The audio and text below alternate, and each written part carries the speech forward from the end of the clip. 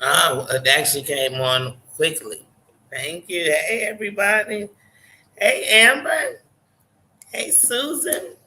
What is going on? Happy Sunday evening. Wait, I gotta read it. I'm gonna see what you're saying. But how you doing, ladies? Oh yeah, I'm 2 minutes early.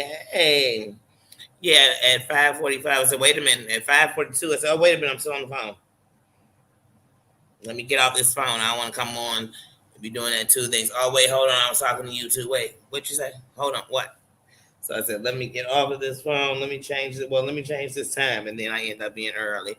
And then I changed the time, and I got off the phone. And it was like 46, 5:46. I said I could have just been at 5:45 and ended the conversation. But sometimes it's just those conversations. You like, I don't want to abruptly end it. It wasn't even a conversation I expected to be having, but then I did.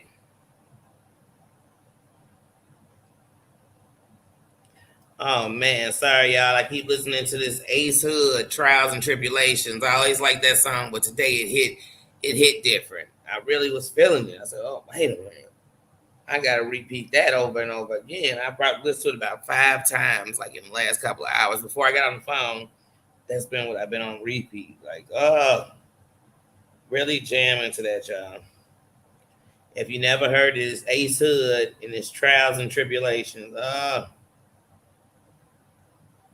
outside of the song feel like he wrote it for me, outside of him like talking about one himself and two like his daughter passing. But definitely that one hit, and it hit so different today. I was listening to it, it just hit hard. How sometimes a song you love it, then one day the lyrics feel like they are talking to you, like they that's how it hit today. Hey Amber, I'm so glad you stopped through. And Susan, but yeah, sometimes with music, it usually happens to me with like love songs or songs that I love but didn't realize like what exactly they were talking about. Even if I knew like they were talking about relationships or getting down with each other, but I just didn't like understand the song. You know what I mean? Like I remember loving the song "Your Body's Here with Me." My body, yeah, no, what is it? Your body's here with me, but your mind is on the other. Not really getting what that meant. Just knowing, oh, I love that song. Must think it out else. Not really getting the song. I promise you. Just I don't know. Sometimes just after a second, it just hit a little different when you know what the song really means, or when you get a different understanding, or when the song has a different meaning to you.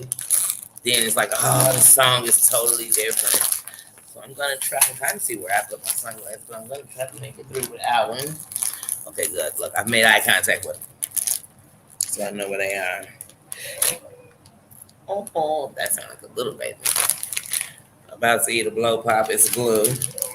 But oh, that's a good little cry.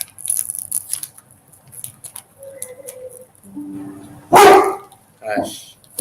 That's a baby. You're scared of baby. You're scared of baby. Say it. Good boy. Good boy.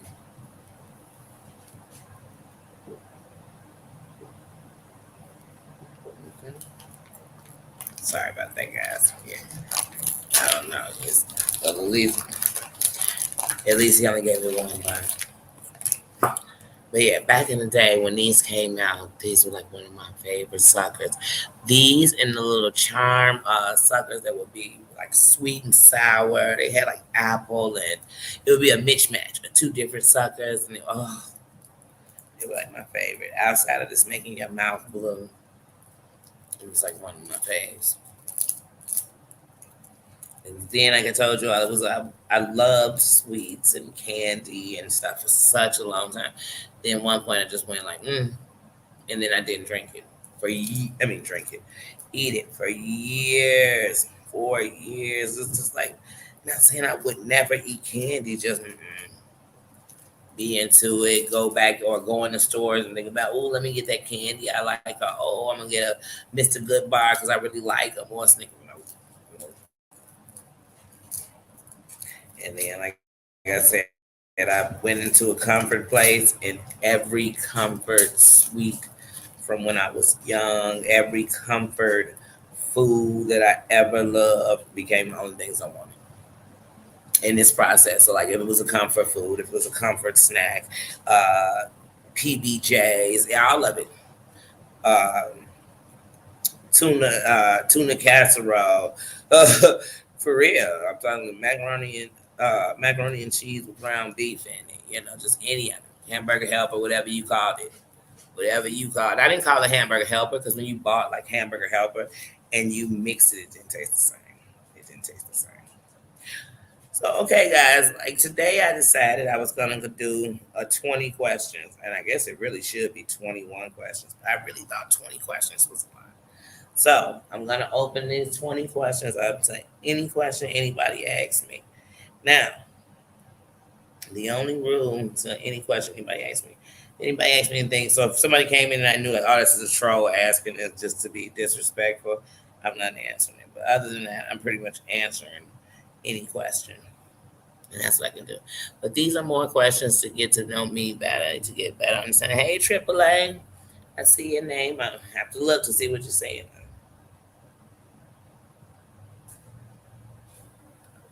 Oh yeah, yeah. Sometimes you need that little taste of home, that taste of family and everything else. But then you get that taste, and it feels so good, and leaving it just feels like oh. And you'll think like, come on, you just got here 2 days ago. How's it this hard to leave? And it is because it's home is safety, home is happy, home is where the heart is. Sorry, guys. You open the sucker and this piece of paper stayed on. I was like, let me please get that off of there. Choppity jeepies. But yeah, these will be, it can be my intentions, what I like, what I've done, where I've been. But any question? Why am I here? What's my favorite? What do I feel about something? It's 20 questions. So I'm trying to keep a good count. So I don't go over 20. Or if it doesn't go to 20, I'll start just answering my own questions about myself. So once it's on me, then it's whenever I feel like answering. Yeah. Once it's on me. Just so you guys know.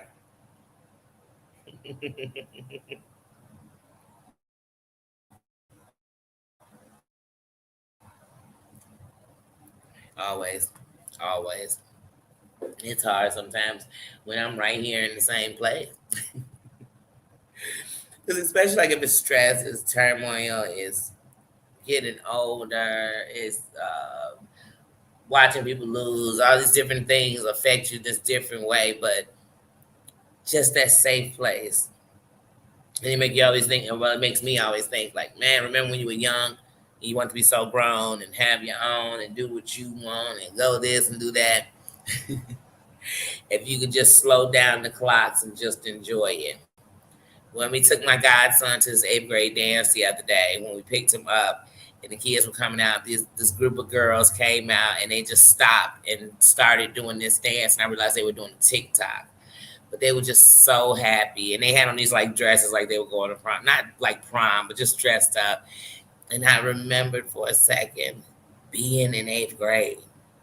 Being that like happy and basically carefree where you thought it was so much and this was such stress and oh my god such didn't like you and oh my goodness this happened and oh my god it's like 8th grade dance. It's like that happiness. And I remember that being the biggest people in the building because you're in 8th grade like I remember. But I also remember thinking, man, now I gotta go to high school. I wish I was a senior this year instead of a 8th grade. But you're always rushing or trying to get past or get to the next step. And it's like, oh, wait a minute. I can't enjoy this one if I'm rushing in and out of them. I just got some pictures of my granddaughter. But let me see what you're saying. Always see what. But yeah, so guys, yeah, like I said, so I just thought this would be a good thing. I think that the game, if you knew me, you know. I think that's a real good game to get to know people because it gives them a chance to just answer it for themselves. So it's like, hey, if you knew me, you know, and then it's whatever they want to say. I love that game. Like, I really do. Like, I'm getting to know people, you know, especially if they're true.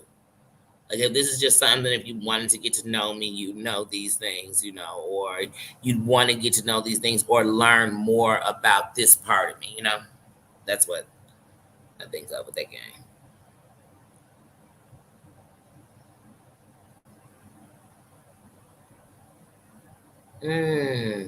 6 months ago. Oh, yeah, yeah. I know it's hard, and it's your first time moving away from everybody too. Mm, yeah, that's a big thing. And it's always, it's everything is that first busy bag, that first holiday we didn't actually stay together or right down the street from each other. That first is all those first. Uh, definitely no. I definitely know. It's the time when you can be emotional in that airport. Because when you're on a flight, I have learned if you have any emotions about something on your trip, it's when you're in that airport that it really hits. Like it really sinks in. Sorry, guys. I know you can probably see my eyes a little puppy. But it's not that it's bothering me. That's why I said I had to see. Hold on, guys. Let me go in and get these glasses. Just in case.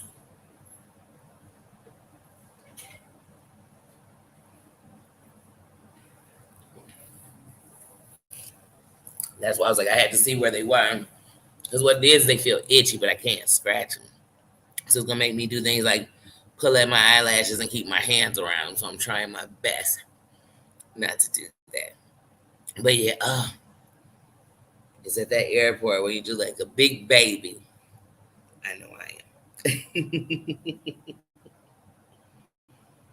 When you're so used to being so tough that you finally like break down that wall and like I'm gonna show my emotions, or you cry more, or you feel things, or whatever it is that you do when you show your emotions.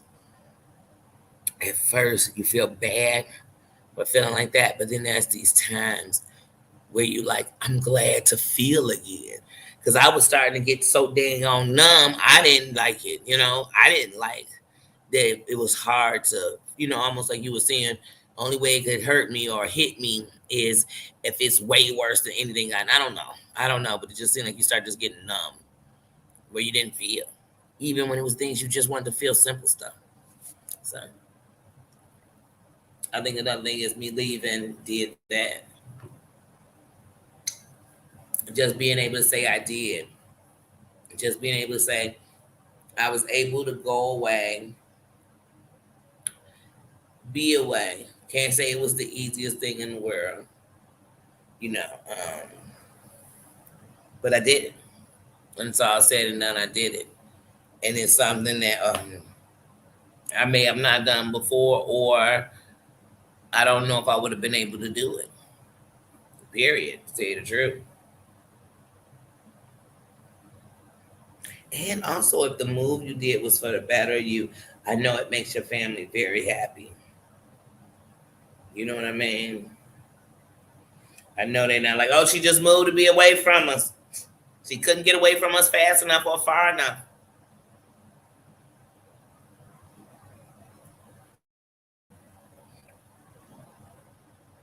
This Sunday is so like chillax today, and I'm really because I woke up so early. I'm like, I'm not going to sleep early. I am not going to make a mistake and fall asleep and then look up and it's like 8:39.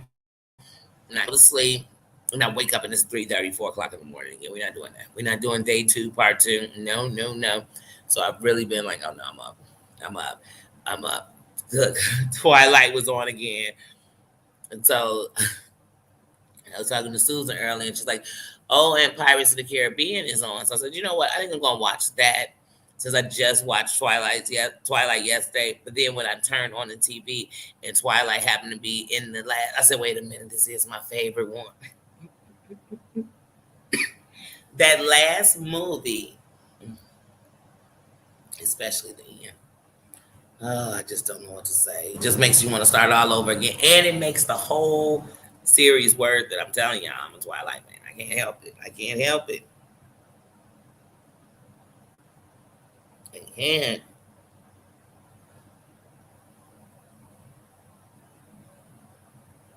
Oh yeah, I did. Actually, I did. I went out and I got some. I went out, got some. I went for a walk and I got something to eat.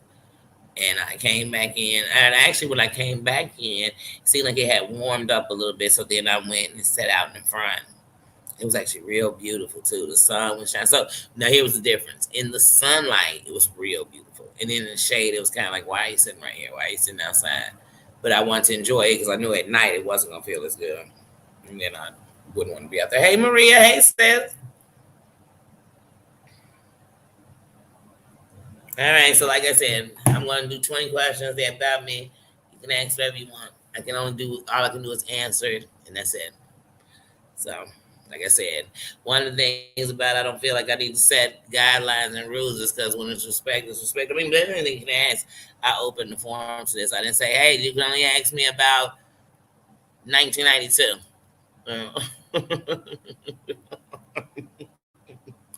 Hey, Cancer.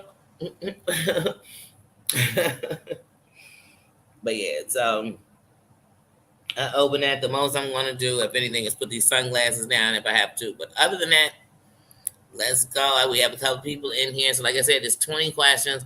I'm going to keep a count so that I don't pass up 20, but I will answer 20 questions. I'm not picking them selectively. I'm really just going to pick them as they go. And so that is how I can do that. And that's it. So I just want to do this. This is a get to know you. Get to know you, which is really the setup for like, if you knew me, you know. 'Cause like I said, I think that game really helps people get to know each other.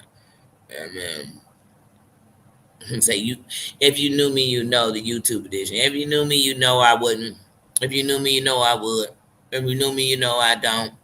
If you knew me, you know.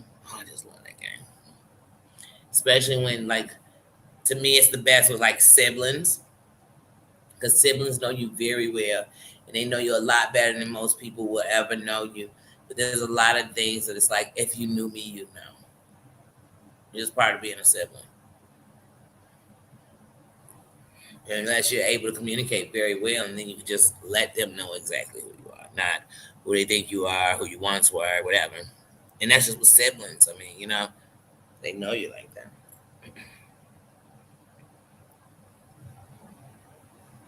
Okay, guys, are speaking to each other. I always want to make sure I'm not missing anything.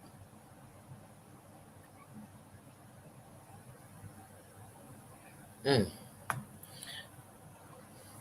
You ever had something like get something to eat and it's so good, then you go and get it again because you're like, oh, it's so good. It's just like blah, kind of like, oh, you know what? I should just left it. It was so good. Well, while I wait for questions or in between questions, I'm gonna just chit chat.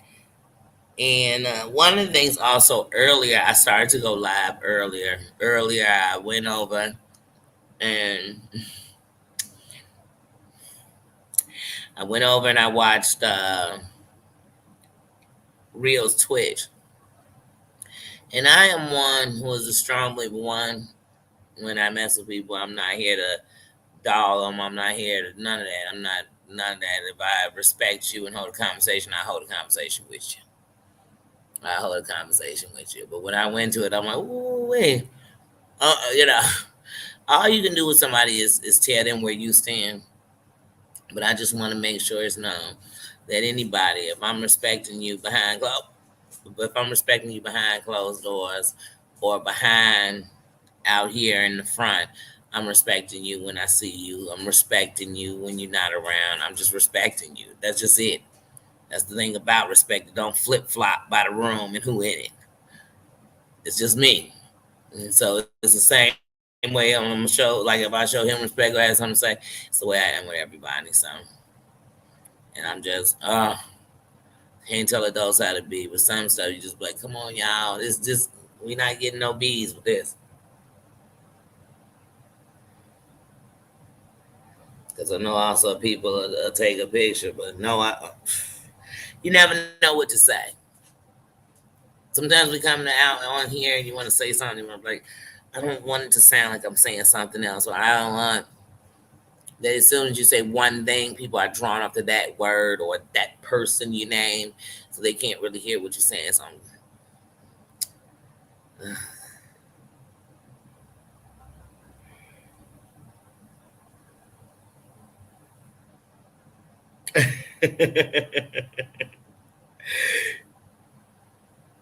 well, yeah, I can start something. I can do it. Like I said, it's just I figured this. Hey, this is your best way. This is your best. This is your most open.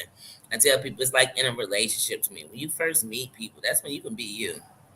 There's no need to be something else because at least now I'm just letting you know this is who I am. You know, whatever. So if it's yeah, I'm a vegetarian. I'm waiting till I get married. I'm doing these things. I can let out open right now. Right now. I'm not gonna wait and see if maybe I should tell you a little later. I want to get this out now. So these are parts of me. You know what I mean? These are parts of me. So in the beginning, people are the most open. No, you should be. Because when people start getting nervous or so called in love and stuff, for some reason it seems like they start shutting down. When that's when you should actually be more open, more vulnerable, more. They'll start shutting down. Oh, I don't want to tell you this because I don't want to hurt you. Oh, I don't want to tell you this. I don't want to scare you. I don't want to tell you this. I don't want to make you mad. I just don't want to tell you anything. I'm saying, what is something about me? When you ask me yourself, I just think when I'm asking myself, what is something that most might not know or not think, or I would want them to know if they were ever speaking of me, or just simple stuff about me. Let's see. Here's some simple. Let's start simple. Simple things about me. I was trying to think, what's my favorite movie? A question as simple as what's my favorite movie? And as soon as I thought that, what started coming through my head is like favorite as far as what? Like, what's a movie that makes me happy on my favorite? What's my favorite childhood movie? What's my favorite? And honestly, what came to my mind is The Sandlot. I don't know why. In all the favorite movies I have, as soon as I asked myself that question, it was The Sandlot. Because that movie just reminded me of like change and differences and coming together and just enjoying each other and what's around you. Like that movie just really reminds me of that and being a kid, you know, not even realizing when you're a kid, like sometimes your friends could be going through things at home. And I mean, that's what I get out that movie when I think of it. When I think of like just like Stand By Me, you know what I mean? So like Sandlot, Stand By Me, all of these are like one kind of movie to me because it's like childhood friends, trauma, things going on, realizing that things are going on in other people's home because in all these movies, both of these movies I'm naming, characters that were kids had things going on in their home, but their friendship is what they had, like the best part of their life or the best thing going on, you know, kind of like it. So, but I try not to put it on my favorite movies list because it's just a movie I really like, and I like the whole story concept to a point because it's like, okay, wait, is the clown disappearing and coming back, or is the clown really someone who was, you know, taking children? That's the only thing. So I'm like, you know, of course I didn't read the book, and I'm sure in the book it tells us all of that, but that would be a favorite movie of mine because, like I said, I have so many favorite movies, and the answer would change also on where my mind was on like the question, like, oh, what's my favorite movie right now that is getting me through and it's got me through since I was a kid? What's my, because some favorite movies from childhood I wouldn't watch right now because you like, oh no, I don't know how I ever loved it, but I keep it in my safe place so I don't watch it. So yeah, I mean, hey, if no one has any questions, then I'm really doing a great job of just being myself and letting you know who I am. Because I think sometimes when we're watching people or getting to know people or even liking celebrities or whatever it may be, I think that sometimes we want have all these questions. What are they? What do they do? What's your favorite color? What's this? What's that? We want to know so much. Or we start making up so much because I might have said this one little thing, but that was just a piece of the story. But really, that was a piece of somebody else's story. It wasn't even my story. And we think we know who people are. And even our friends, not even just celebrities or people on here, just people we'll think we know off of what they saying, and then when we go say to them, "Oh, well, you seem like you were so happy and everything was going so good in your relationship," and they'll be like, "What you judging off of?" It'll be some old Facebook stuff, all the pictures you posted. I thought that's how I knew you, or I thought I knew you, but I don't. I thought I knew who you were, but now I have no idea for the things I see you posting. And I always say when people say that, like that man, you really don't think you know somebody because of what they're posting? Makes you seem like there's somebody different than who you know. No, that's just a piece of who they are. Now it might be a piece that you wouldn't have got to see had they not been on social media showing that piece. But that's definitely just a piece of them. One thing about social media, like I said, remember you have so many people that are voiceless or where they feel voiceless. And so when they come on social media, they come on screaming what they have to say. So it could be rants, and sometimes it's anger, and sometimes it's, you know, BS, and you can hear it a mile away. And sometimes it's actually, you can, like, it's reaching the heart. It's coming from their heart. They finally learned how to word it. They finally learned how to word it. And that's why I think for so long I couldn't word it. So I was screaming, I was yelling, I was kicking, I was punching, I was biting and scratching, but I wasn't really saying nothing. Not at all. Nobody could hear me. Nobody could hear me. And then in the midst of all these important things I called myself saying to somebody, I throw out threads. And now that's all everybody talks about.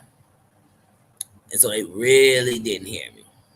They really had no clue what it was I was trying to say or what I was trying to, get across. And that's why even like right now, I'm really trying to figure out a way to reword what I want to say, and I ain't gonna say to Ren, but about that Twitch. You know what I mean? And it's just it really just sums up what I have to say, period. Just but it's not no diss or nothing else. I'm just trying to make sure I say it right. Stone didn't need free pizza. Hi, hi, hi. An open book. So you never know, but at least in that, like I said, that lets me know that that's what I was doing. I'm just trying to get you to where I'm at, who I'm at, who am I at, where I'm at, who I am. You know what I mean? And that be the truth. So then, I mean, that way, because sometimes people will get you. You didn't know. No, you did. You did. You did. This is who I am. This is who I am. But I guess what I would want to say is, oh man, about earlier. Like I said, I'm really trying to word this right.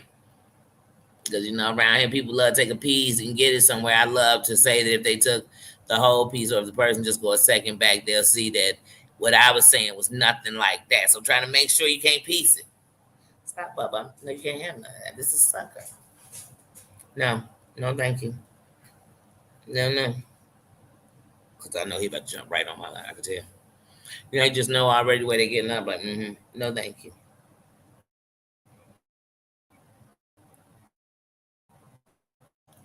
But yeah,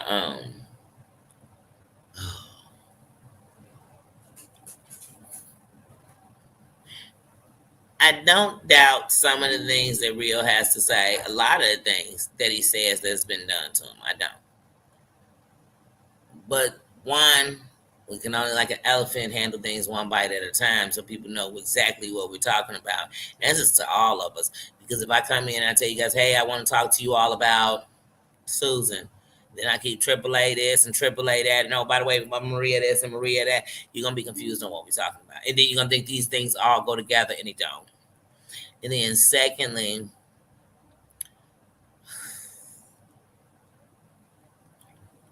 let me tell you, I don't care even when it's said about somebody as an assumption. It's some people on here, all through here. I mean, all through the internet that I wonder what they own. Period. Whether it's medication, whether it's non-prescription, whether it's in a bottle, you know what I mean? And I'm talking about a liquor bottle. Whether it's snorted, injected, I don't know no more. But at the end, it's nothing I'm dogging them about.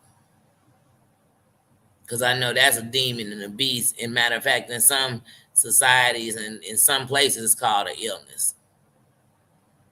And it's just something I'm not on with anyone.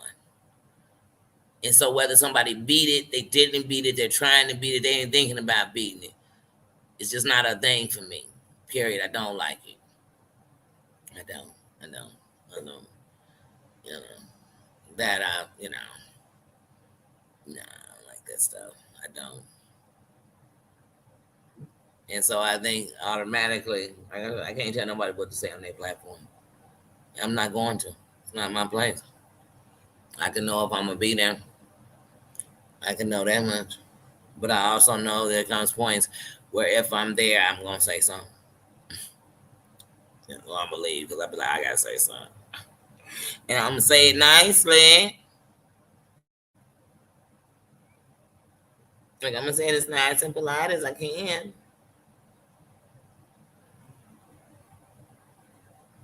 Hey, Sawabi. How are you, sis? Mm-hmm. I will. I will.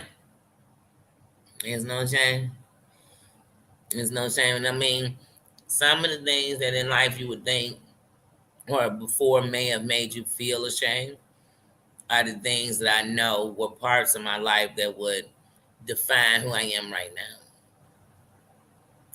It's like I said, we live in a society where a young lady is assaulted and people will say, she must have been fast. Whoa, wow.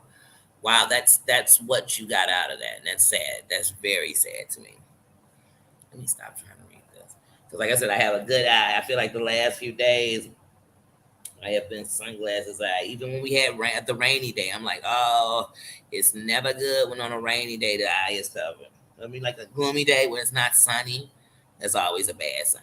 That's almost like at nighttime. If I have to put on my sunglasses at night, I know I had a real bad eye day. Always. Because then that means that just all the different lights are bothering it.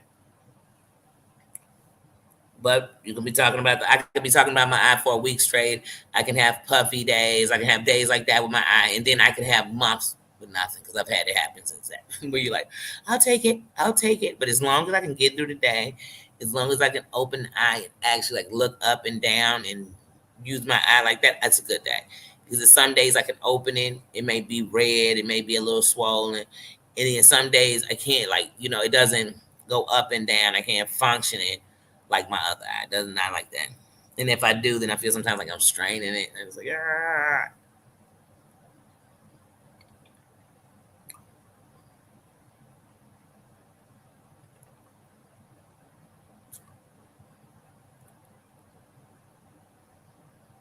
Mm-hmm.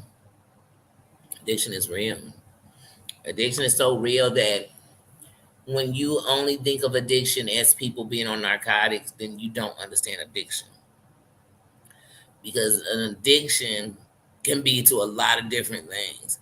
And it's way out of the person's control. But when we talk addiction to like narcotics and drugs and drinking, it becomes a super illness because it becomes a point where your body, the reason that you have to get help in a way professionally, definitely, is because your body will become dependent of that thing.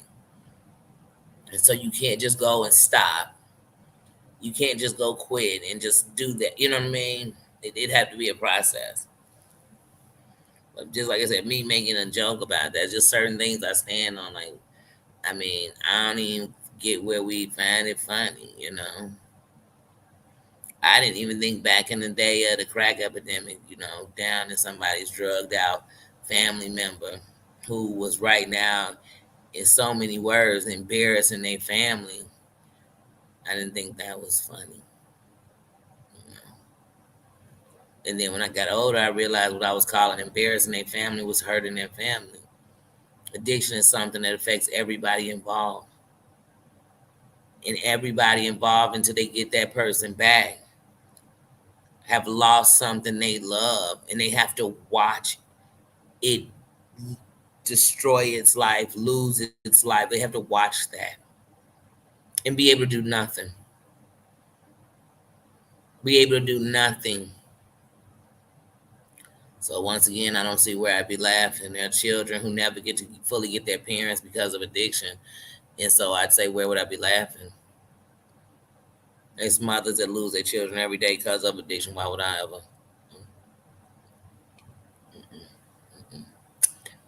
There's certain things I'm not going to do. And that's nothing against the person. That's just more about who I am. We can do anything. Most of us have learned. Like I said, I'm all about the dirty dozens and all that, and roasting and jonesing or whatever you want, gagging or dragging or whatever you want to call it. I'm all with it. I'm all with it.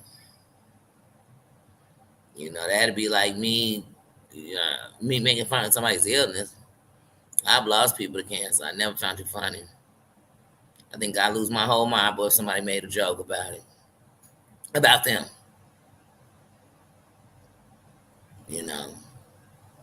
I've lost people to AIDS. I've lost people to big things. So in my world, where would that ever be funny?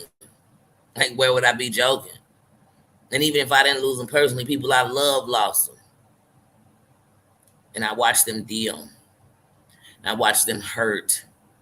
And I watched those people suffer. Where would I find that funny? Well, hold on. That can't even tickle my funny bone.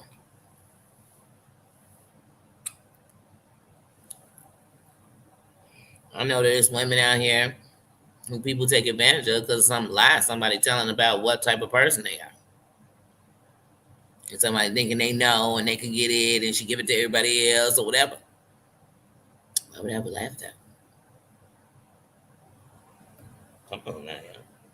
I love a good kiki. I love a good joke. Oh yeah. Oh yeah.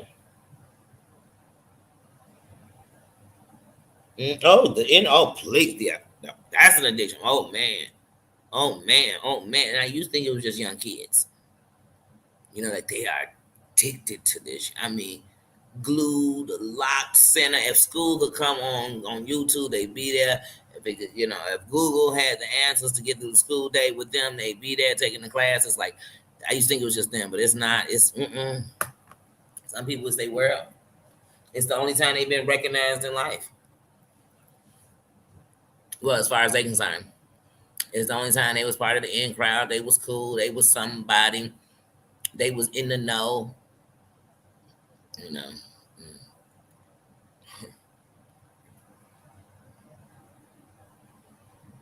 The greatest thing that people should know about the internet is it's the one place that honestly you could be whoever you really are and find people like that. So simple. That's how big it is. It's that big that you can go looking and find it. Like, really? Oh, question. We have a question. Let me make sure I go to the right.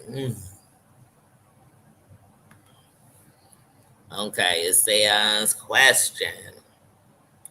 What brings you back to center when it all gets too much?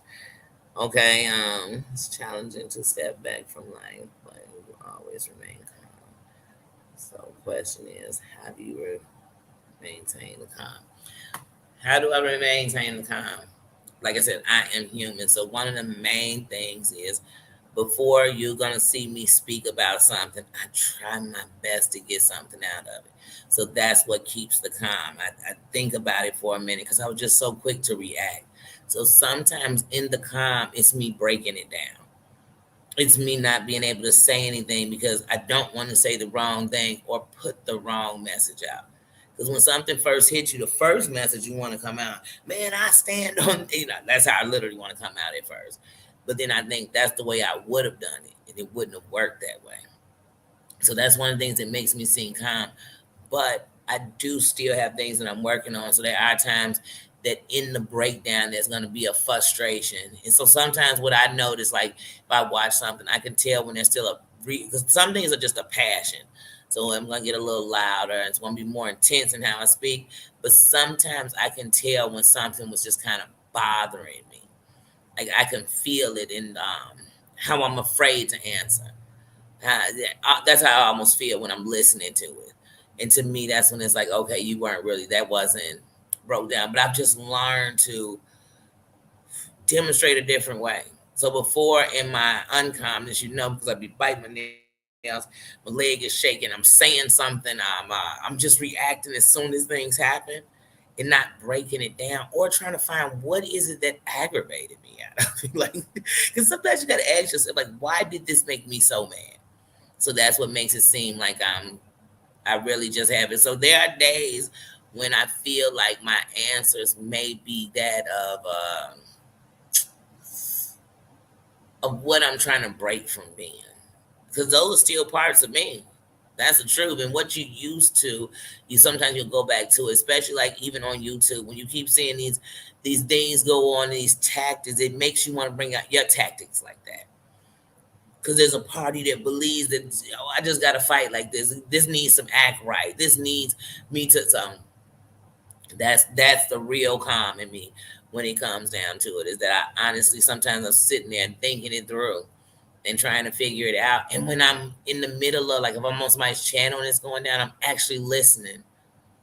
I'm actually listening to what they're saying. And when I respond, I'm responding not only off what I heard, how I felt. So when they were talking, if I felt like, man, I just hear somebody who's never heard, then I'll say that. Because that's the part that's connecting with me. I felt like that before. So it's easier to be calm when you got no stake in the beef. If I'm not going in it to just say, oh, because I like this person, I'm not going to let you do it. I'm really listening so we can try to get to the bottom of something. You know what I mean? Even if the resolution is, let's stay away from each other. So that's how I can remain calm. That's truly how I can. So even when people are saying things that are pissing me off or I don't agree with, why do I need to be mad? So that's how I seem calm to me.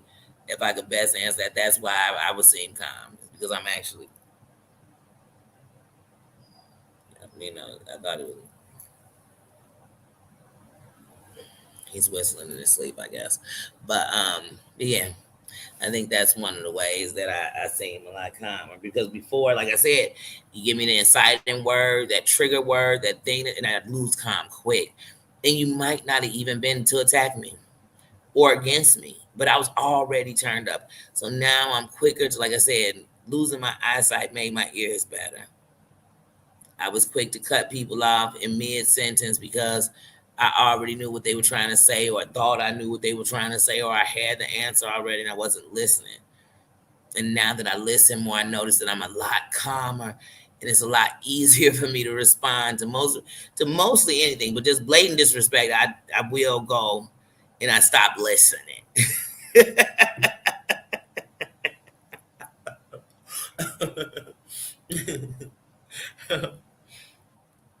And I noted that most times when people are saying rude stuff, they're trying to get a reaction out of you.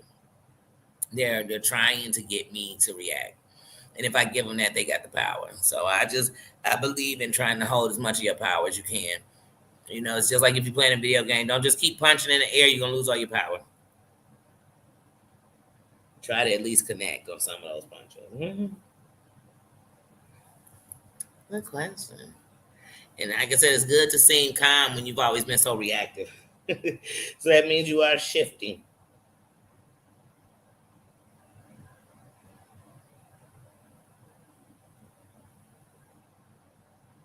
Mm-hmm. Oh yeah, quality and not quantity. Yeah, yeah. Quantity is only good sometimes. Like even when you're seeing like cheaper tissue and it's a cheap thin roll, and you're like, with more rolls, and you're like, oh no, I'd rather get the quality because these the quality means these rolls will last longer too. So it's like having 100 of these tiny little rolls that are paper thin, and we're using one roll per bathroom trip. It seems like.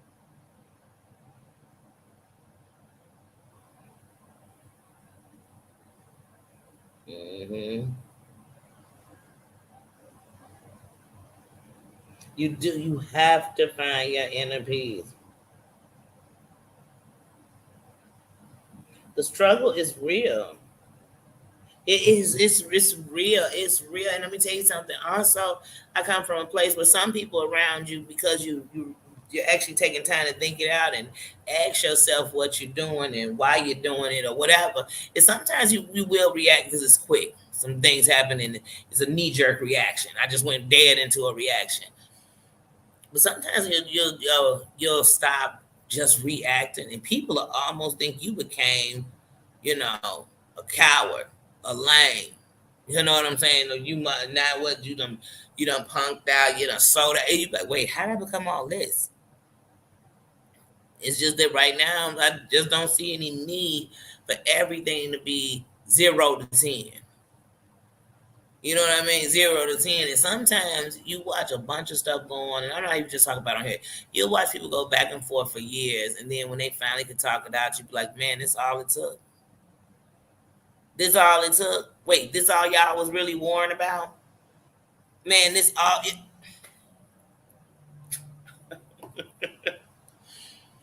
So just knowing that with life is like, well, sometimes I gotta slow down and see. And then if it's not worth or I can't see myself, then I move around it.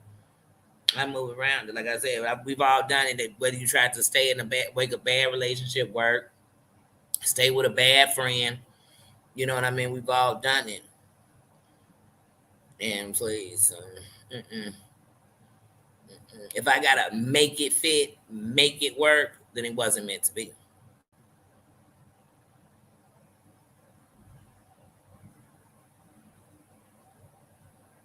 No, it's the power. It's the power. I don't care if it's in a relationship you're in. I don't care if it's with your friends. I don't care if it's with your enemies. The power is what they want. The power to control your emotions, the power to get you up and down, the power to make you cry, the power to, you know what I mean? You gotta take the power back. You gotta take the power back. Where's the power? Because, like I said, even when you completely stop paying any attention to somebody, after a while, what they gonna keep saying? What you used to do, and that's what people will start getting like, man, I just realized you're still recycling the same stories about them. They must not be doing nothing. And then when they go, if we just talk on YouTube, if they go to their channel and they see you haven't mentioned their name in 6 months, they're gonna say, why do you still just talk about it? Like what are you getting out of it? And like I said, I can't let nobody live in my head, in my mind like that. Mm-mm, mm-mm, mm-mm. Cause my mind don't cut on and off like that. People like, oh, as soon as I close the computer, I stop thinking. No, I don't. You playing with me like that, I'm not gonna stop thinking about you like that. Mm-mm. And as I said before, people lived in my head. They lived in my head. You ever had somebody do something to you? You haven't even seen them in years. They live in your head so much. If somebody say their name, it ruin your day. That's a lot of power. Mm-mm,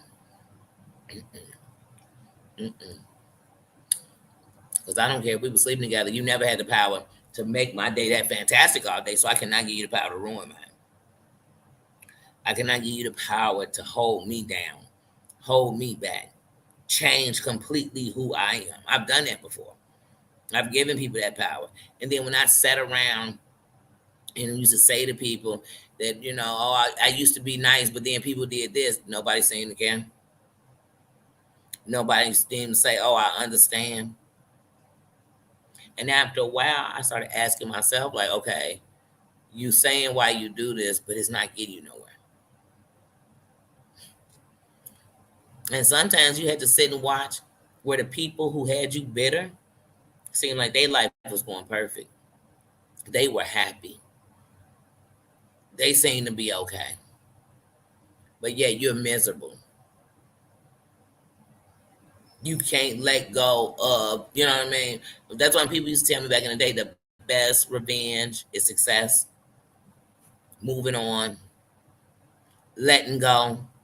You don't let go like it's okay what somebody did to you. You let go like I can't hold this no more.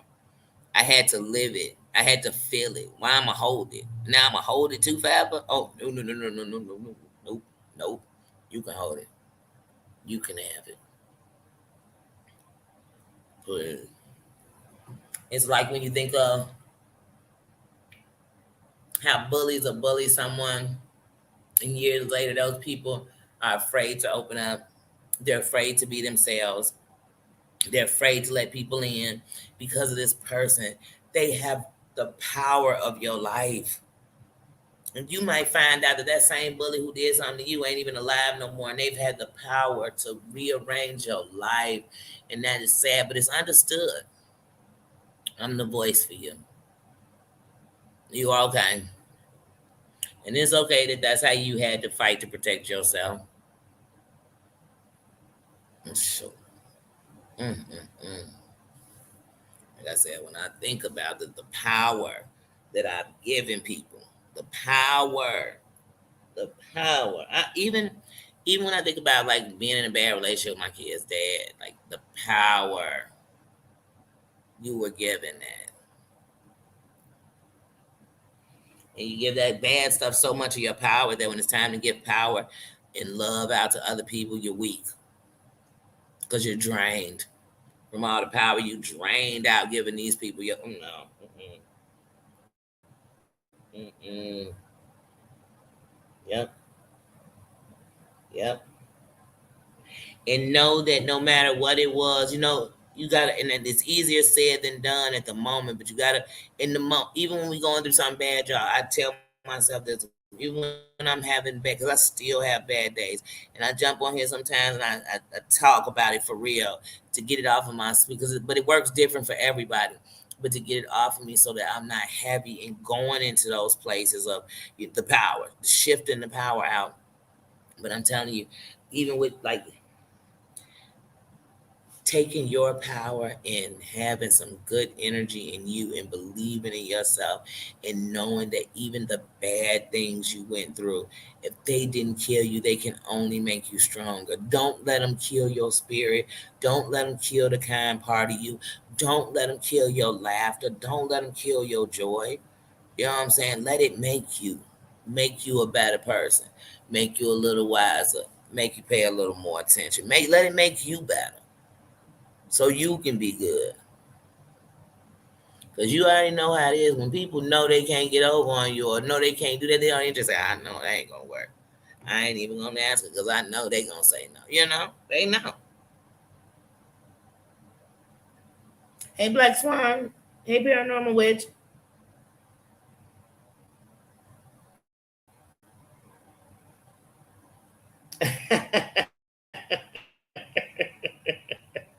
Say it's a daddy party over here.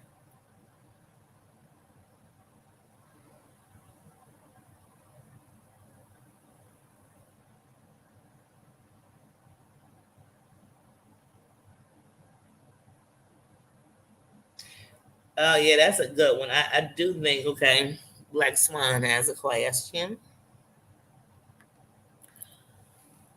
One, I always say on here, pick your battles. You know what I mean? Pick your battles wisely. And you can't react to everything. And one, if you react to everything, what it lets people know is that they can get under your skin. So everything they say, you have to respond to. You got to throw it in. Some people think because I don't put a name to it, I'm not responding. But when people throw out bait, everybody knows what bait they threw out. You know what I mean? When you're throwing it out, you know what's your bait. You know why? Because it grabs your line. And so you can't react to everything. You can't. What you can have is a moral compass, and in that, I don't mess with this, so that people know your limits, your boundaries, so they know I'm gonna speak if this happens. I'm gonna say something about this if this goes on, but or if you do this, I'm definitely gonna say something. But everything somebody does and says no, no, and especially around here, you would be reacting all day, every day. Like even when I keep speaking about Clark Kent saying something about my hair, I make it in a joke, in a joking matter because it didn't. In bad things you could say about somebody, it really wasn't. But in my race, I do understand that when we start going into that, it's just a diss that is a diss to me because of that. So because of my race, and I didn't like that part of it. But other than that, you know, you cannot react to everything.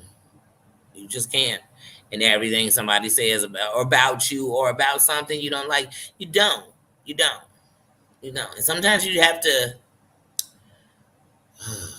So like on here, sometimes I'm ready to react, or I have reacted when something happened, and within a week it's something different, or it's more out, or I don't know how to say that, but it's just like, I should have just sat back and let this unfold.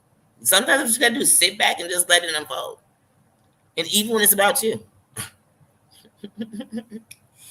because see, when it's about you, then you're making your strategy, if anything.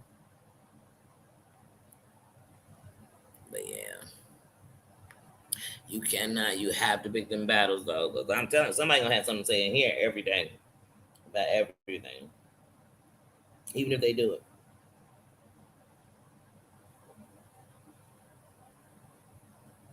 Yeah, they do. And then I'm telling you, I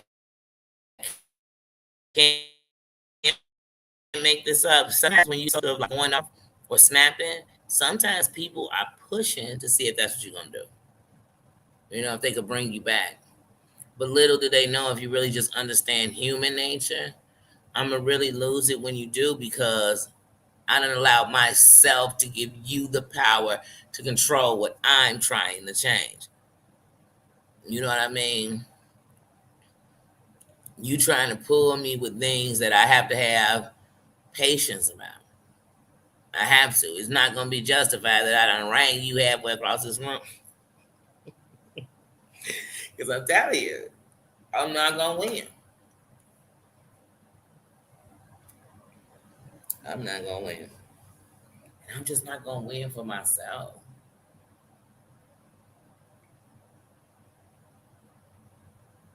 Yeah.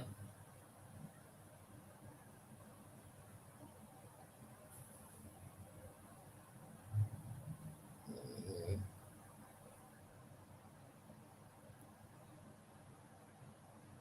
Yep. And when am I gonna get out the response? It's like people who find out somebody's cheating on them, whether you're male or female. If you find out somebody's cheating on you and you say, I just want to ask some questions. Well, baby, if they were just going to tell you everything, then they wouldn't be cheating, because they would have came and told you, you know what? I'm not satisfied. I feel like I need more. So they got to just go get the answers. So sometimes we want to go ask me why they did. They're not giving me those answers.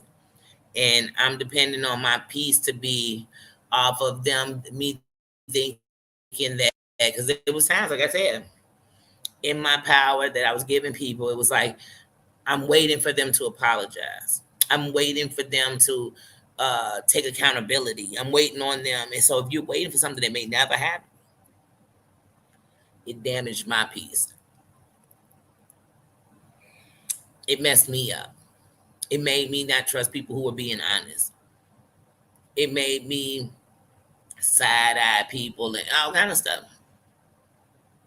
It didn't make me better. It made me not let good people in my life, or not care so much that they probably just thought, oh, Danny don't care to be around me or something. But it was just, I didn't want to let nobody else in my life, because my trust was all messed up, because I trusted people who messed up, and then they never even, you waiting like, oh, I know because we cool, we real buddies. I know they gonna acknowledge when they didn't know they done. But now I'm giving them the power to have me determine what I think about people who you call friends. These aren't friends. These aren't friends. I can't compare these people to what you would call a real friend. But that was the power I gave. I gave them the power to make me underestimate real friends. It may have gave them the power to make me talk about I don't have real friends because I was speaking on the people I was calling friends who never even deserved the word. And when you go to fix yourself, what you learn is no matter how bad somebody is, that when you're doing the real work, the only person you could think about is you. What part you played, what you did, what you could do better, what you could have done to avoid that, what you could do to avoid that the next time. You're going to work on you.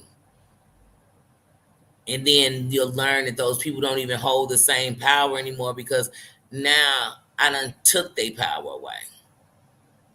I done stripped them completely naked of power. They have none in my life. They have none in my life. See, I was so used to taking it where I thought I was done with something because I put it so far back in my head that it didn't exist. And then sometimes life will remind you of some shit. And you'll learn, oh no, I haven't got rid of this. It still holds the exact same power. I could feel it when it got also. Oh, I feel the exact same way I felt back then. If I felt scared back then, I feel scared. If I felt like nervous or whatever, I felt it. I felt it.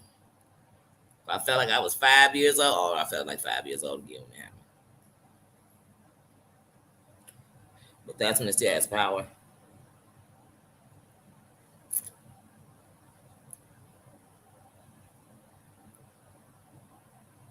Oh yeah, Susan is 100% solid.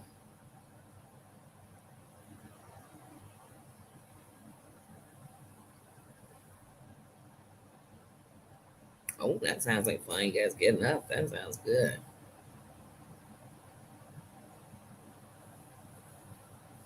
You know what? And let me tell you something paranormal. It takes time. It is not an easy process. I had a trauma in my life that happened when I was young.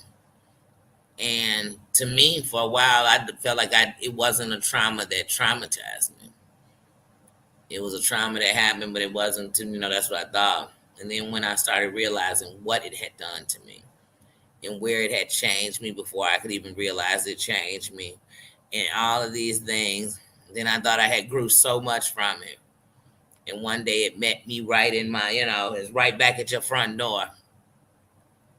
And not only did I realize how much I wasn't over it, how I was even angrier about it than before. And it will be part of the thing that right now has me in this process of change that I'm in. Because that took me so far back that I looked up and half of the things that I had broke from that I never even realized before I did because of this. The things that I had stopped doing because of this trauma, I was back doing them. It took me right back there. But the thing I thought was, I just want to be free. I want to be free to not be okay with what happened with me. I want to be free to not act like it wasn't bad. I want to be free to know that I was hurt and it did change me. And I didn't deserve it. And I didn't deserve it. And I just want to be free to be able to help someone else or hear someone else. And that was it. Because I knew any other freedom I would never have. I'll never have the freedom to forget. I'll never have the freedom to 100% trust. You know, trust, that. You know, so it's hard and each one is different. But I promise that the only thing I'm telling anybody to do is free themselves. Because it's imprisoning you if it causes you to drink more, to be depressed, to not love because you're scared of this, then it's hurting you. My trauma is really one of the reasons why I'm single right now. Because it helped me from myself. Even when I thought I was living it so free, and I was okay. It trapped me. And I'm like, I really do want. I really want to be the victor from when I was made a victim. I do. So that I can be free. You know, that's the only thing. So like I said, even in the growth, I had to free that because it when something has you, it'll have you changing the company you keep, all kinds of things that hurt you.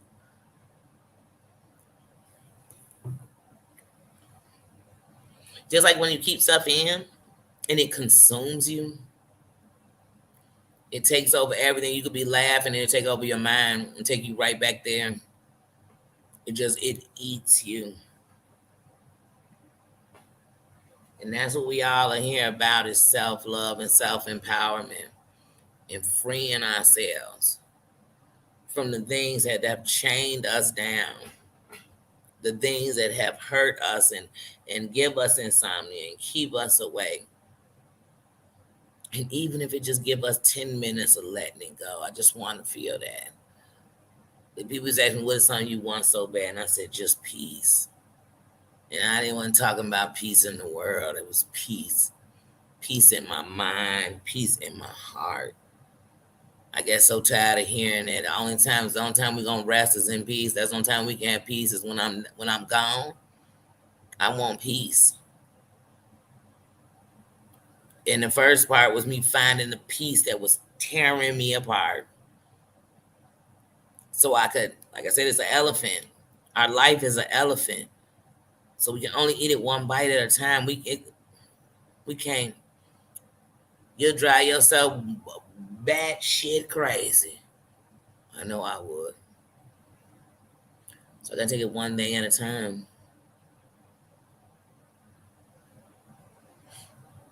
But well, even in the thing of growth, sometimes you forgot about the things of you.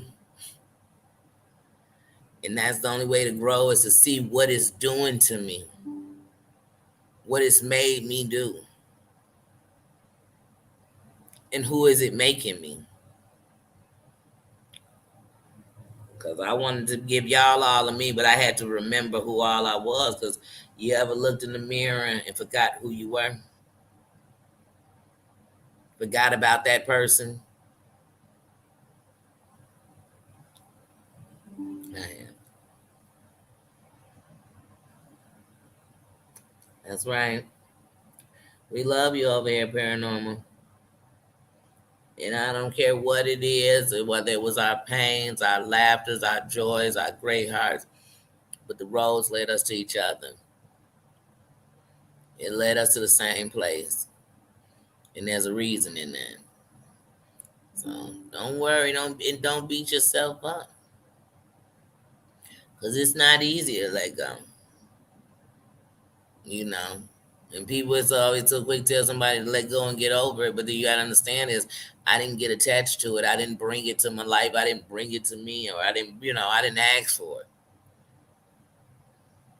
Because if it was a way to, I wouldn't have. And pain is a process. It is. But we here with you, sis. We love you.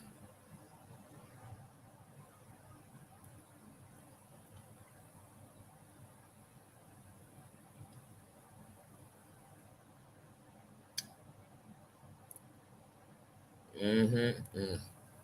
A lot of us, we sit and we crack the jokes and we gonna say whatever, but a lot of us can relate to Johnny Depp's situation. Maybe not to the extent. Maybe some people's is worse. You never know, but a lot of people can, and dysfunctional, toxic, unhealthy. I look at these kids these days, and they're saying like toxic is just the key, no matter what race of most of these relationships. Like the more they toxic they are, the more love they are. And say, no, Bonnie, I don't know what y'all been watching. Mm-hmm. I do. I believe that too, Susan. And remember, guys, just speaking for myself, when you've been hurt or been through tough things or been through some major stuff in life, you got a lot of guards up. So sometimes it's hard to let that kind of stuff in because the guards are all up. Like I said, when the walls was up, I couldn't have received any of you because I wasn't open to even see that. And it's a process to let back in because remember, like I said, what doesn't kill us makes us stronger. So it could kill my trust.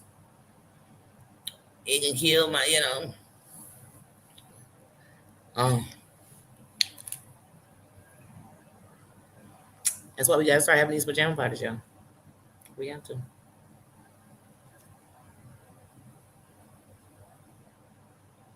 And then make rules in the pajama party like no cameras, no phones. Because this isn't taking anybody's moment, taking anybody's picture, breaking anybody's privacy. This is about bonding and making a safe place amongst women together so that when we have these things that we deal with and we're trying to break down, we can lean to each other. That we can, so you know what I mean? So we can have that. So we can have that. But yeah, that's gonna be one of my rules. There'll be no cameras. Straight up. You want pictures? We'll take pictures at the event. I know a whole bunch of photographers. But that'd be the only way I do it, because in that way, everybody, because you just have had a safe place you can talk and you can like communicate with people and and feel comfortable. What?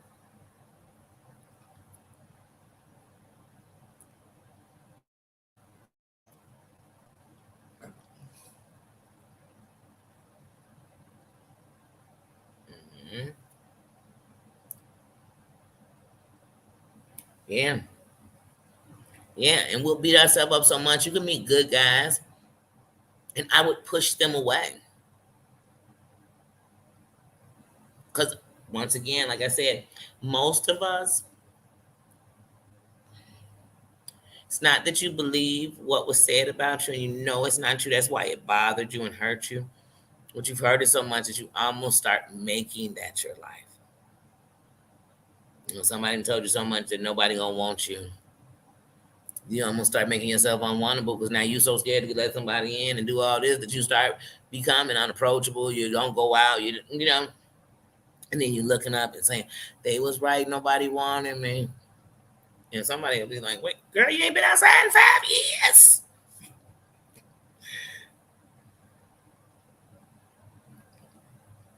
Mm, yeah, it takes time. It does. And like AAA and Paranormal and Susan, everyone. And one of the things is you might be over this part, but this right here, I'm not ready to delve into. Like I just, mm. And by over it, I mean that I have grown in a place from it. That's when I'm over it. You know what I mean? But like I told you, when I look at life, it's like that book going on a bear hunt. Because to me, when it's something, you can't get over it. How do I get over the fact that I gave you my heart and you tore it to pieces? How can I get over the fact that I loved you and you physically put your hands on me if that was the case? How can I get over the fact that you cheated on me left, right, and sideways, had another kid, whatever that might be? How do I just get over that? I don't get over it. I damn sure can't get under it. I got through it. And here's the thing. If I ever loved again, I won. Because most people come out of really bad relationships. I know because you do it for years. I've done it for years, and you won't love again. Like you'll be the alone. You give yourself to somebody, sleep with them just to sow your own. You know what I mean? Get your hormones off, but just be alone. You'd share your bed and your space with somebody who you don't give a damn about because you really think they don't give too much one about you. But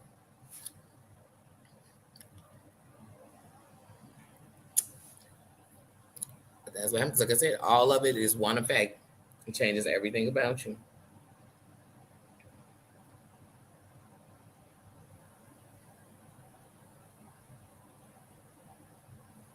And, mhm. And trust is a yeah.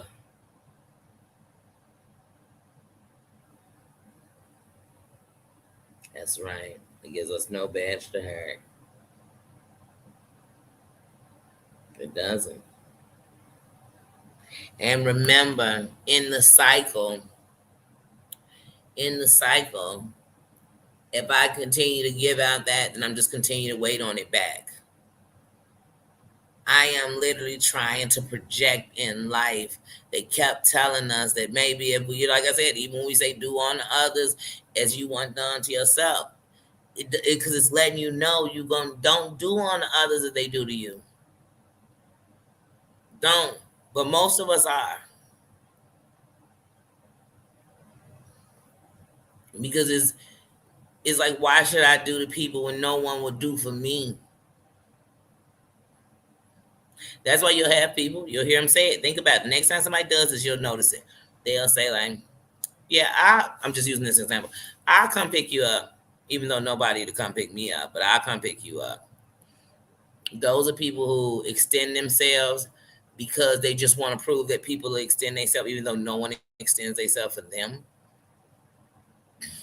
But sometimes, even when you become that person, it becomes because you believe that so much you won't let anyone extend themselves to you. So you won't even tell nobody you needed a ride, that you was hungry, that you was this. So it does make exactly what you're saying become exactly what you live in. And I'm just speaking from experience. I'm truly am. Because when these things, like I said, they consume you and they tear you apart. They tear you apart. And I always even think that, like, being so closed or so in a bad relationship. And then another thing we do sometimes, what I learned is we'll get out of one thing and get into something too fast and we're not healed from it. So then I'm going in here, and not only now is this a problem, whatever new baggage or whatever else comes with this will be, will be what I'm carrying, what I'm dealing with in this relationship. Now I'm double dealing because I'm dealing with what's going on and what went on. Hold on 1 second. See what y'all are saying.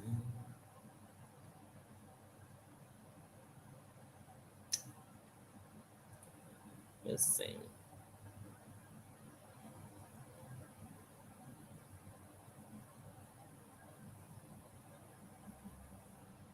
Mm-hmm.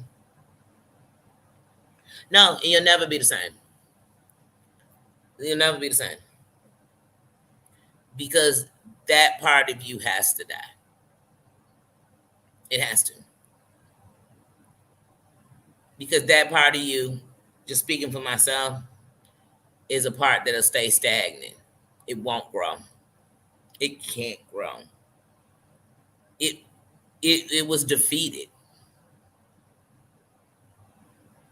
and I have to I have to let it go. Not let go that, like I said, you ain't let go what was done wrong, any of that, but I have to for my growth. So I will never be the same. I'll actually be wiser. I'll be better.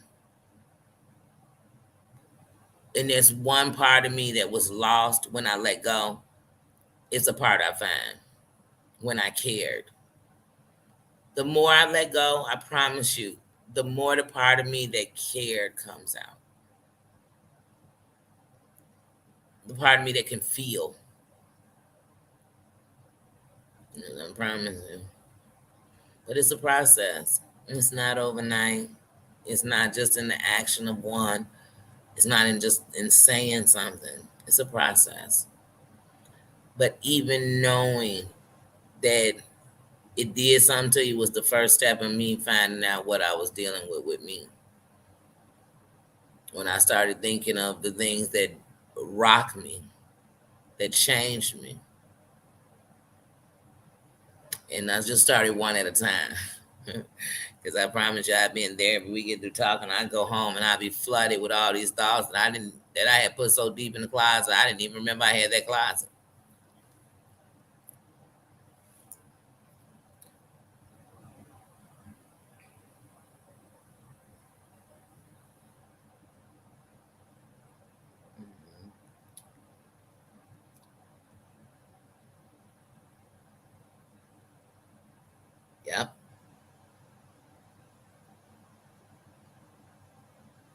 Mm-hmm.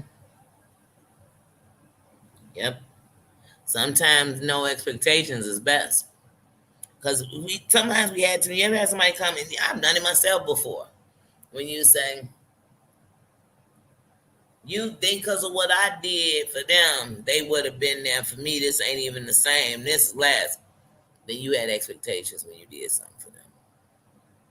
You expected that being whatever it was I needed when I needed it from you, you was gonna do it because I had did something. I guess.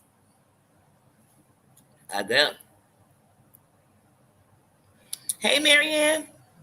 I said, wait a minute, that ain't good for me. That's my Marianne. Hey, Marianne. Up, laundry day. That's why I told you guys I did mine yesterday, just so I didn't have to do it today, just to be a chill day. So like when I went out, it could just be a chill day. But even doing it yesterday, it's still been a chill weekend. It's been a real chill weekend.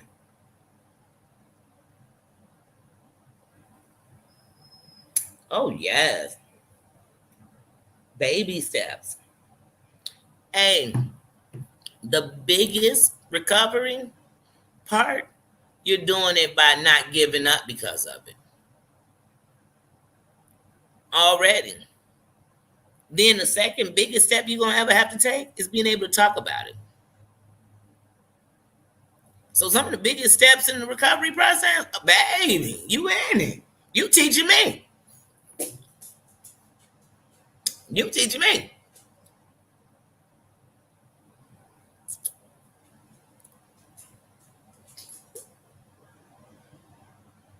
You don't have admirers.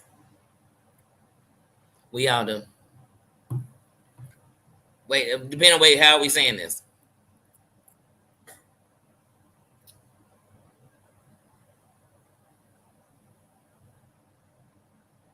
Because even sometimes I'm telling you, I have came up across guys and they just talking one day and they'll be saying something like, "Oh, Danny, I swear, uh, something." It could be something talking about me, and they'll always say it need to be a reason. You know, it could be some reason. It could be how you said you don't want to mess with nobody, or you said this, or because sometimes you make yourself not out there. Well, you'll never even know if some people liked you at a time because you weren't approachable because you just didn't weren't thinking like that. It's not what you were on. If not that I was even trying to push people back sometimes, it was just that I don't know. I was just trying to make it. I was trying not to go crazy myself. You know,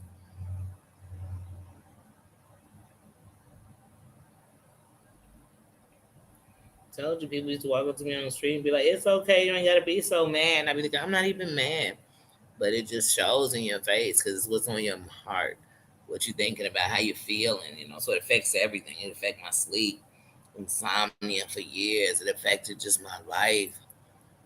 And when I started seeing what was being done, and then like, and one of the things that happened to me, looking at the person who did it, and it seemed like they was living their life fantastic, without a care in the world. And here I was, still years later, can't sleep through a full night. Here I am years later with 62 new walls in front of me because of this, and it all started there. So, hell to the no, no, no. Look, hell to the no, no, no. And trust me, it wasn't that. I could break that story down on a different day.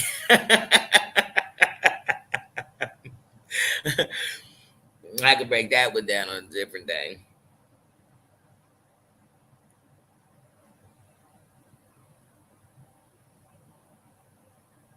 Okay. It's one step at a time. That's it.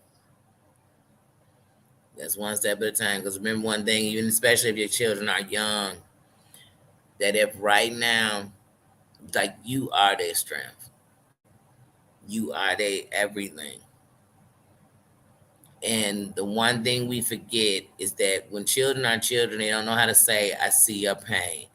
And then they hold it. And later, some of the things that we finally can fight out of, your children have them. And it's because they saw them with you and it became a part of them because you are them. And so The fact that, like I said, that you're still fighting, you haven't given up, and you still work, you're still loving on your babies and everything else. You are victorious. You are winning more than most, because that's a lot. I don't even know what you went through, but I know one thing about a woman's cry. I know when a woman says it's heavy, that it's even heavier than we could imagine. I know that when a woman says it rocked me and changed me, that we could only imagine what happened. I know a woman's cry. But hey, we'll form a chain around each other so that we can help each other to hold our heads up.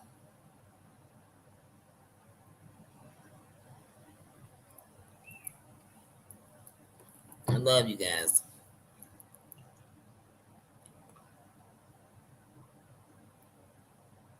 Yep, that's right, Susan.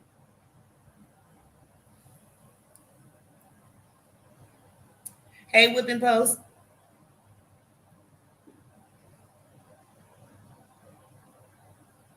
Hmm.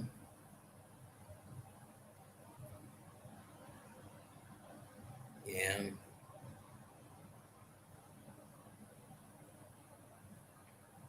yep. And I'm sure just telling them that is hard. But I always tell people, when somebody's incarcerated, the one thing you must make sure, especially when children are involved, is that they understand that these are, unless they were wrongly accused of something, then you're trying to explain to them at a younger age the injustices that can happen. But otherwise, then it has to be explained that is a decision from making a wrong decision or doing the wrong thing, because kids embody things as their fault. So even if a kid thought that you were stealing or selling drugs or whatever it was doing that was illegal so that they could eat, then in their eyes, if you didn't have to feed them, you wouldn't be in jail, and that's a lot for them to carry. So I always say you have to be so careful when giving them adult life that we can barely understand or deal with.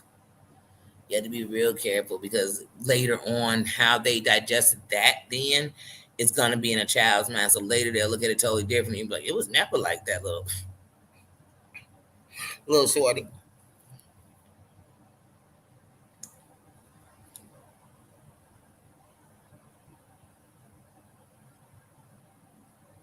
Oh, we enjoy you coming in. I'm trying to find like different times, because I know it's different times for everyone. But today I came on so early that I said, you know what? I'm definitely gonna come back on today. And then I was tossed up on like what I want to. The dog, hey sis, I saw that pop in as soon as it came in. Look at me trying to act like my eyes so good. But I knew I was gonna come back, because I was like, I came on so early. But like I told you guys, I do that. When we talk bad sleeping, I've had terrible sleeping habits and problems, and I actually had broke them. And within the last, few months, I had started going to bed early and doing that for the first time in years, actually getting more than 4 hours of sleep. Um, on the good side, so I was doing well. But then when you stress and everything else, so it changes. And so some days, like yesterday, I don't even know how I felt. Probably swipe lightning. I fell asleep so early yesterday. All I know is this: is how early I fell asleep. Bible's trivia came on. They didn't even get to saying the names. They were literally talking about someone saying, "Why does JC Bear always do names?" And I woke up and it was 3:30 in the morning. That's where I was. I had to rewatch the rest of it because I didn't watch any of it as far as I was concerned. I didn't even come in and say about my name or nothing, because I was laying there and I just was watching it, listening to it, and passed out. And like I said, I woke up at 3:30 in the morning, like it was. I woke up at 3:30 in the morning, like I had a job. I woke up, couldn't go to sleep, but then it was still dark. So then my body was like, okay, I feel like it's still last night, but it's about to be morning. You know what I mean? It's not even time for the coffee. Like we don't even have the coffee yet. And so, because the coffee's not till 6, so I'm like, okay, we don't have the coffee. I'm just up. Maybe I can lay down and go back to sleep. So then I said, let me put on something, just listen. And then maybe I'll fall asleep listening. That's why I said, oh, let me go on and do this live. Then I got on that phone. I'm like, I have to stay awake. Because if I fall asleep now, what's going to happen? I'm going to wake up. It's going to be 1 o'clock in the morning, 2 o'clock in the morning. And I'll be wide awake again. No, thank you. No, sorry, Bobby. But now if I go to bed at like 10, it's fine. Because I know I wake up. It'll probably be about 6 or something. Hopefully. Let's see what y'all say.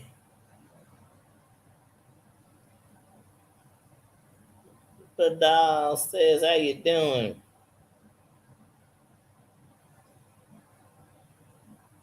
Oh, spiritual bath. That sounds like something good and relaxing.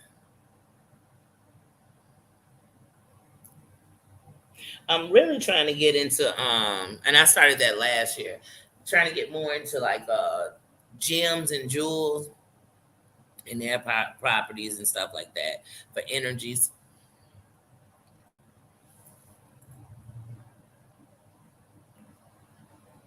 I know. I know. Gotta rest. And that's what I'm learning. That's what I'm telling you. We were just talking about this today. When you're taking care of yourself and you realize like the things that have been bothering me, no matter who did them, what it was, they were affecting me. They were taking away from my sleep. They were taking away from your wanting to eat, ruining your appetite, all this stuff. So that's hurting me. That's not hurting somebody else. That is hurting me.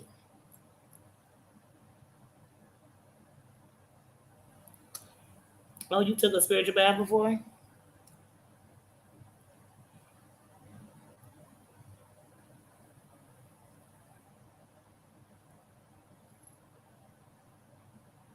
Mm-hmm. Oh, thank you. Thank you, Whipping Post. I tell you, I truly just come from the heart. And when I was young, my auntie used to always tell me, like, what comes from the heart reaches the heart. It won't be questioned when it comes from the heart. And so that's where I'm coming from. And that's why even when sometimes I go to say something, I have to stop because it's not coming from the heart, it's just coming from my experience, so I got to make sure.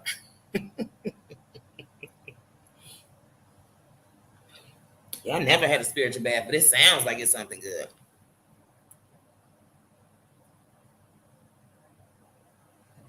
Hmm. Yeah, I never even heard of it. So it's like when you go to the spa.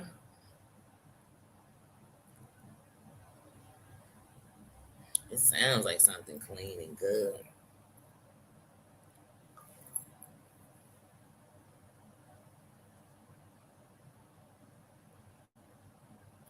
Hmm. Well, that's a good thing. Like I said, I love the energies because I tell people. I remember at one time people used to come around me.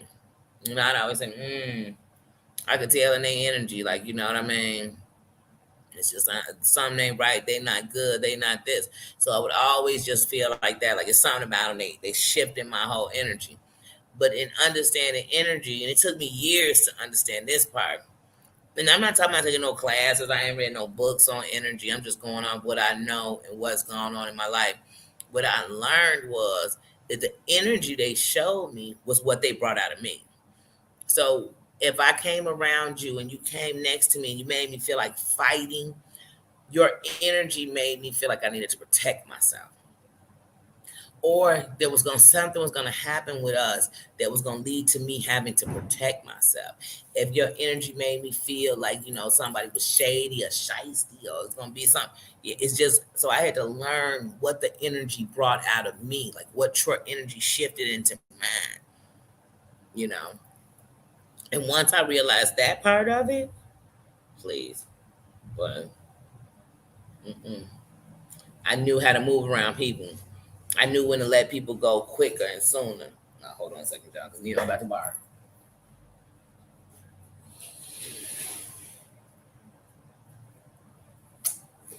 Sorry, y'all. That car just parked right across from the window, and it's two of them in the car. And I knew once looked up, I said he gonna look, see them get out that car, and then he gonna walk right past this window to go to that door, and he's gonna swear they're gonna walk through the window and come in here and talk to us. So before it's in, you got to know who you're around. So before he can even see them or do anything, I definitely gonna close that window. Once I saw the car pulling, I was like, "Oh wait a minute, well, why he doesn't notice? Let me close it." But I had to learn about that energy. I did, even when it came to people I messed with. If that energy had me feeling like, who he think he checking? I'm a queen. I run my own thing. I'm independent. Then I knew he was really just, he made me feel not secure, not protected, and alone. And so what he's gonna get out of me is this angry chick who's gonna make sure that he knows I can do by myself, because that's what it's gonna bring. I had to learn what the energy brought out of me, because that's what energy does. It shifts your energy, but you got to know what energy is it bringing out of me. Like, is it bringing out my good energy, my bad energy? Is it bringing out my sad energy?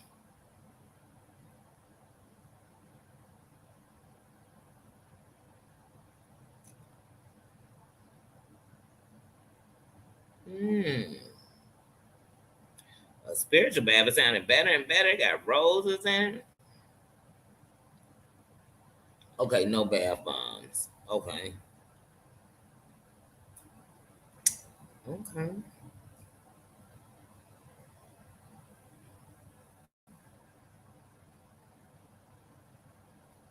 Yeah, I get anxious. If you two turned up, you turn me up. There's an excitement in me, and I'm like, dang, I'm not even into it with them, but it's something that's, because it's the energy you shifting. So now you got me on go because it's so turned up around here that I'm ready for whatever. So it's brought that energy out of me. You gotta know your energies,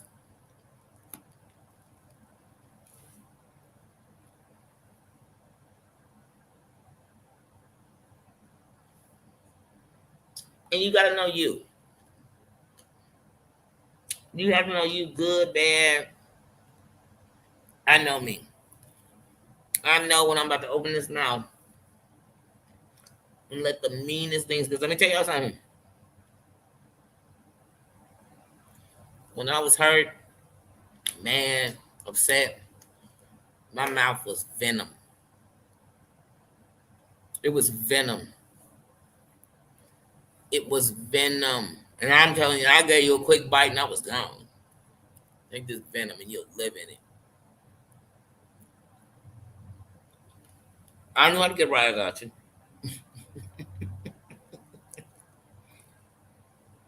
I'm your huckleberry. Wait, salt, lemon, basil. Ooh. Hmm. So you can do this yourself.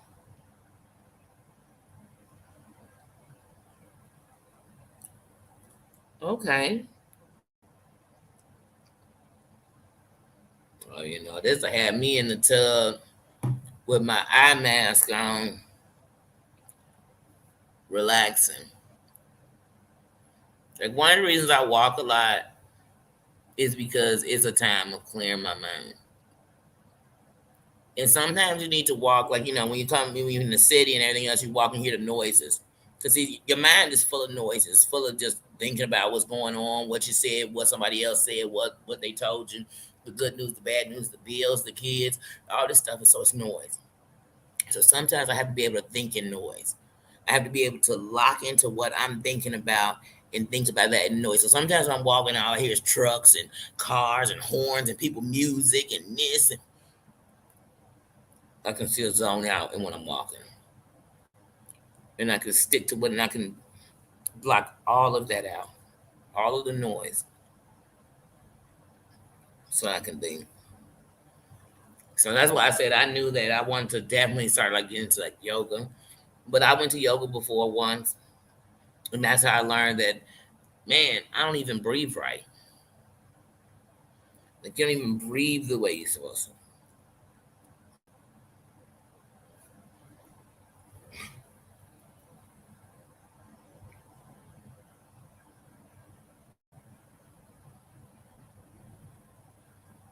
Hmm.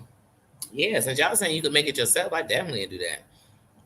Not in this bathtub here, but definitely. Hmm.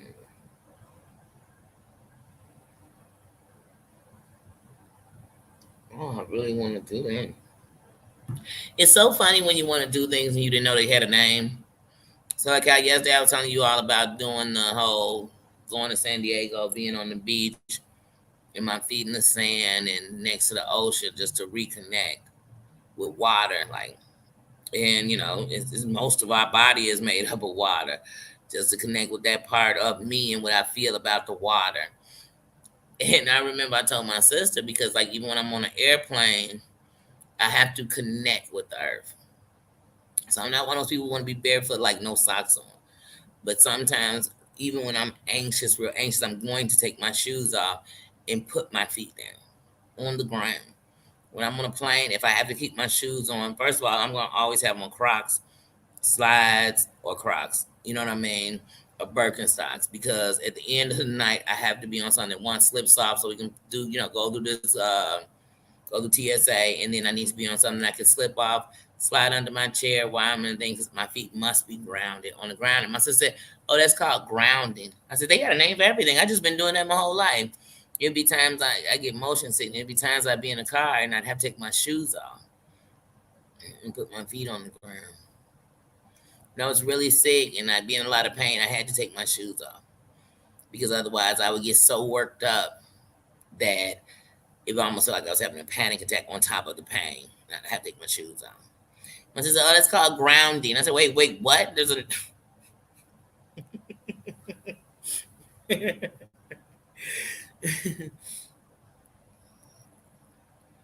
So that's a fun fact. I cannot wear shoes on an airplane. Period. I'm going to probably go into a panic attack if I had shoes on my feet. But one of the things that made me feel safe is my feet on the ground.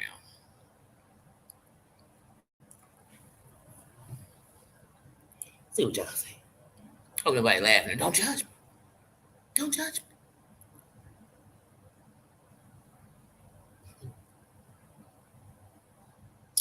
Oh, get you some rest. Sending you good vibes. Get well soon, sis. Thanks for dropping it, and thanks for giving the thing about the bath. I definitely want to try the spiritual bath. I've never heard of that, but I definitely, because I'm telling y'all, when I move, all I'm thinking about is good baths, candles, great smelling candles, and like the little gadgets that I want to have in my kitchen to make things. I definitely want one of those indoor like flat grills that you put on your counter to make stuff like make some steaks, make some salmons on there. Um, I want one of those. I definitely want a juicer. I definitely want to. And I want the bullet, the personal one too. Um, what else? Oh, I definitely have to get me a new air fryer. I don't think I'm going to be able to get mine back. I wouldn't take mine back, but still. But it has to be as good as mine was. And that's it. That's it. I just can't wait to cook. I can't wait to relax. And I can't wait to get a new bed. I can't. I mean, this bed I'm in is really comfortable, but I just can't wait to get a new bed that's my bed. And that's it. That's it. But definitely, I'm all about my energy. So I want to definitely have plants that bring in good energy in my home. I definitely want to have a couple of the different crystals and stones that the ones that I understand and that I'm into, and have them in my home. And just good vibes, my energy on good. You know, that's really what I want to be about. It's a fresh start. Not saying it's good. I definitely never want to go through it again. But one of the best things of losing everything, or have whether you had to give it up or you lost it. One good thing about losing everything is that everything is anew. Everything is a new start, and it can be just whatever you want it to be. So that's why I said sometimes some things have to die, and you never do get it back. I can never be the same Danny because all the Danny's, all of life and what Danny is has led to this. And since we must all evolve, you're going to keep changing. And I just hope for the better. That's it. That's it. In my change, let it be for the better.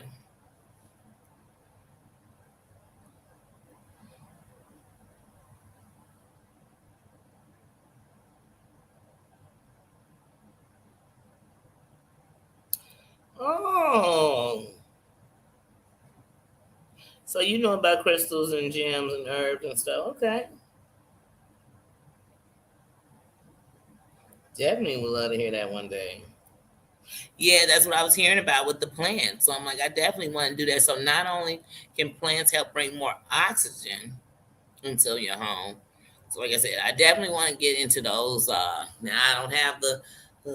I used to say my mom used to say it, and I know I do. I could kill a plastic plant. Like, oh, I gotta get better.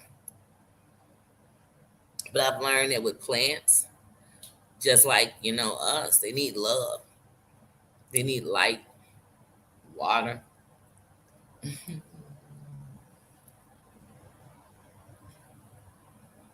Nino's giving me his sign by his grunts, and I guess that means that I'm gonna have to wrap this up in a few minutes. She's such a hater. Such a hater. Okay.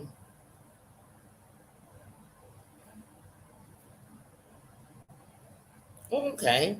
Yeah, and like I said, even with the gems and the stones before I left for Georgia, my auntie gave me an emerald. I wrote them all down. She gave me an emerald. Oh man. But anyway, so I keep them, and even on the couple of them are on the side of my a jade, a emerald, a tiger stone. I'm trying to remember the stones she gave me. Oh, without bringing them out. But yeah, and so like I said, but it's also getting into understanding what each stone does, what its property is. And for me, like I was telling her, is I just want to start off with one, like one stone, learn about it, or what I'm saying, learn about it, crystal or whatever, and then keep going, keep going, so you truly understand them. That's me.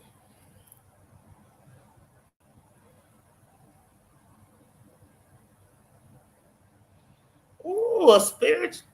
That sounds good. That sounds good. That sounds like good energy.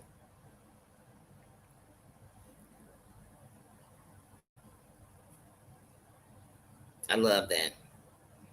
I love that, Susan. I really do. See, see, you put great minds together and they just come up with great ideas. Great ideas. But I've learned that when you want to do something better, there's a lot of ideas out there for it.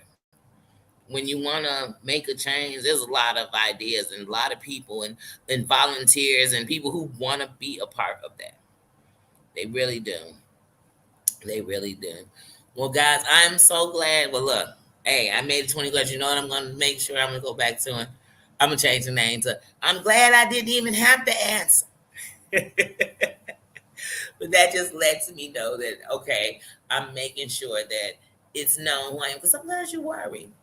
You worry because when everybody's so used to making up a narrative, I don't make up narratives of people or even say, oh, you must be that because you did that.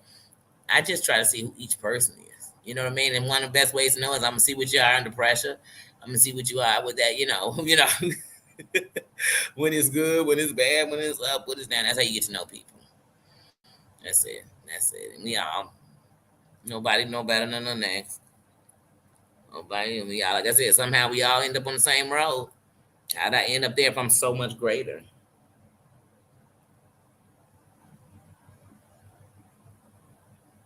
That would be a lot of fun. I really think that would be. And I think that's a lot of good energy involved. I think that's a lot of good energy. I thought another comment that was the Susan. Okay. Okay. That definitely sounds like a lot of fun. And who doesn't need some good energy or some positive energy? Like, who doesn't need that? Who? Now, what I will no, not just looking at myself in the camera. Now, something I do is sometimes when I come back and watch the video over, I don't notice anything about myself. So I don't know. It's like, oh my goodness, your eye. I see one. I always know when my eye is a little swollen on the side because I could see it in my face. You know what I mean? So I always know when under the eye. And so like right now I'm on my good eye, not touching my bad one. But I always know it because I can see it. So when I watch the video back, I'll say, oh, it's a bad eye day because you can see now I'm touching on the side my face is on. So see it'll be a little swollen. I can always notice it. So I notice anything like, oh, your eye was a little lower. It looked like it was staying over, like it looked a little. Because once again, like I told you, it doesn't always go away completely. Because when people have beat you up about something, or people are so quick to notice any flaw, anything wrong with people, to make fun of it, you'll find yourself noticing it first. Always. So I will come back and do that. Like, a little swollen. But then sometimes it also, seeing it on that, it gives me a chart. So then I'll know, like, oh, that's the fourth day in a row you noticed your eye was a little swollen. That means it's not doing too good. So it gives me my own diary on my eye too. But I was just thinking about what I'll come back and notice. Or I'll be like, oh. Or I'll come back and be like, oh, wait a minute. Your Afro puff was a piece was sticking up on the top. You know, it's everything about yourself. I know that if I did not have a cover on my phone, I promise y'all I wouldn't have a screen. I'd be worse than kids. You know, kids will pass your phone and you're just about cut your finger off trying to swipe it open. Like, oh, how do you use this phone every day? Or they'll send you something with they'll send you a screenshot. You're like, oh my God, and that screenshot is all that cracked up phone. Or maybe that's just my kids. Well, not so much now they're grown, but when they were younger, oh my goodness. I remember my son getting the iPhone 7. I think it was like the 7. Yeah, he got the 7 or the 8. It might have been 7, yeah. He got the 7, and the day he got it, he went outside to a football game, and he came out in the middle of the game, and he had dropped the phone. Why wasn't it in that expensive case? You know what I can't. Okay.